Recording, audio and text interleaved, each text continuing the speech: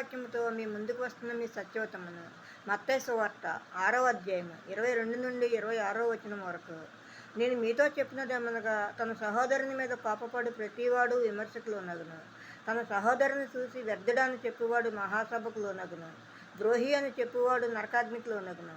కావున నీవు బలిపీఠం వద్ద అర్పణం నర్పించుతుండగా నీ మీద నీ సహోదరునికి విరోధం ఏమైనా కలదని అక్కడ నీకు జ్ఞాపకం వచ్చిన ఎడల అక్కడ బలిపీఠం ఎదుటిన నీ అర్పణను విడిచిపెట్టి మొదట వెళ్ళి నీ సహోదరునితో సమాధానపడుము. అటు తరువాత వచ్చి నీ అర్పణం అర్పించుము. నీ ప్రతివాదితో నీవును త్రోవలో ఉండగానే త్వరగా వానితో సమాధానపడుము. లేని ఎడల ఒకవేళ నీ ప్రతివాది నిన్ను న్యాయాధిపతికి అప్పగించును. న్యాయాధిపతి నిన్ను బౌండ్రత్నకు అప్పగించును. అంతటా నీవు చెరసాలలో వేయబడదువు. కడపటి కాసు చెల్లించే వరకు అక్కడ నుండి నీవు వెలుపలికి రానేరవు అని నీతో నిశ్చయముగా చెప్తున్నాను. ఆమేన్, ఆమేన్, ఆమేన్. మరో దేవుని వాక్యంతో రేపు